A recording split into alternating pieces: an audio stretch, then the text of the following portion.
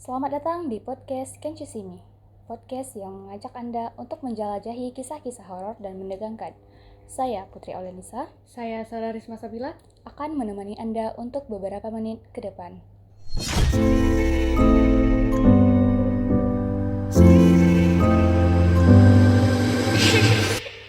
Di episode kali ini, kami akan membawakan sebuah cerita yang dialami oleh seorang mahasiswi pada tahun 2022, di mana dia sedang mengikuti makrab yang diadakan oleh suatu organisasi atau komunitas di sebuah kampus, sebut saja kampus A.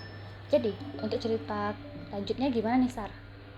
Nah, jadi ceritanya dimulai ketika seorang mahasiswi yang ingin mengikuti sebuah acara tuh ya kan, Jadi ceritanya dimulai ketika seorang mahasiswi bernama kita sebut aja namanya Rahma, mendapatkan izin dari orang tuanya untuk ikuti makrab.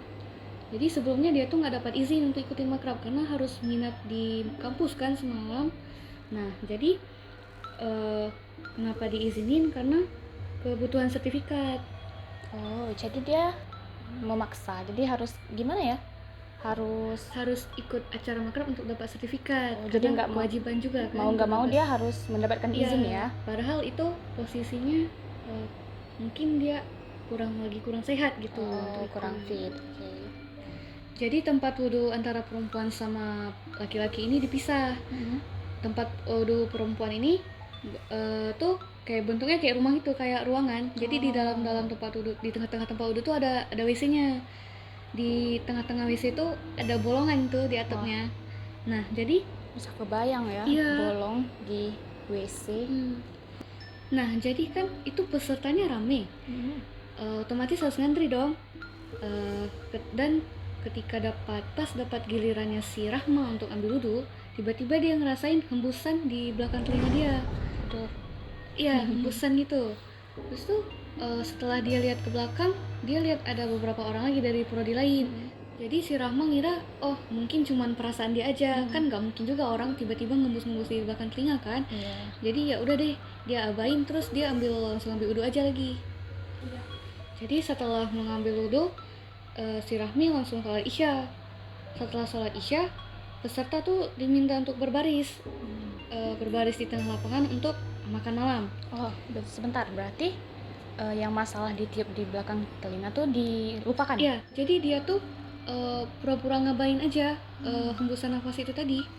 Nah, pas baris itu, dia ngerasain lagi hembusan itu dari belakang telinga dia. Nah jadi dia mulai ngerasa nggak enak dong pas itu. Terus posisinya dia tuh berdiri di paling belakang pas ngantri mau makan itu. Terus dia mulai ngerasa nggak nyaman. Terus badan dia menggigil sampai ujung jari dia itu ikut dingin juga. Apalagi itu di tengah malam di kampus, malam di bawah pohon-pohon yang besar gitu. Aduh. Jadi Rahma mencoba untuk tetap tenang dan beristighfar. Tapi badannya Rahma tuh lama-kelamaan semakin menggigil dan kepalanya Rahma juga makin berat gitu. Terus kakak-kakak panitia nih berusaha untuk ajak si Rahma ngobrol kan biar Rahma nggak hilang kesadaran mungkin gitu. Mungkin biar pikirannya juga nggak kemana-mana. Iya mungkin. Nah jadi lagi kan di situ lagi ngantri di bagiin makanan. Rahma tetap berusaha untuk kuat, untuk tetap tersadar. Jadi setelah itu saat Rahma makan, Rahma ngerasa mual gitu, mulai pusing. Terus meski begitu, Rahma tetap berusaha kuat dengan berulang kali tetap beristighfar. Karena juga acara ya makin tetap berjalan ya. Nah setelah makan, peserta diarahin duduk sama panitia di tengah lapangan melingkari api unggun. Oh, berarti setelah makan ada acara api unggun lagi ya? Nah, jadi si Rahma udah mulai ngerasa kelelahan. Dadanya sesak. Terus dia dengar bisikan-bisikan yang nggak jelas di telinga si Rahma. Dan yang parahnya, si Rahma ngerasain ada tangan yang ngeraba di punggungnya Rahma. Nah, jadi puncaknya itu waktu si Rahma merasakan ada yang meraba di sekitar di punggung dan lehernya si Rahma. Nah, di situ puncaknya. Nah, jadi suara-suara yang didengar oleh Rahma sebelumnya itu berubah menjadi suara yang melengking, teriakan yang melengking gitu. Terus Rahma nggak yakin itu suara Rahma atau suara orang-orang sekitar yang teriak gitu. Nggak lama kemudian Rahma pun mulai kehilangan kesadaran. Oh, jadi teriakan itu sebenarnya teriakan Rahma sendiri. Eh, dari cerita teman-temannya bilang bahwa teriakan itu bukan teriakan yang dirasakan oleh si Rahma, tapi itu suara teriakannya Rahma sendiri. Oh, berarti teriakan yang dia ngerasa itu teriakan lain, tapi sebenarnya itu teriakan dia sendiri ya. Sebenarnya itu teriakan si Rahma. Saat tersadar, Rahma udah ada di atas kursi dikelilingi oleh kakak-kakak panitia yang nemanin si Rahma. Nah, jadi kepalanya Rahma tuh udah ngerasa sakit banget gitu, kayak sakit, abis itu mual, dan badannya Rahma juga masih menggigil. Nah, jadi itu setelah sadar Rahma tuh nggak ingat lagi apapun kejadian yang semalam.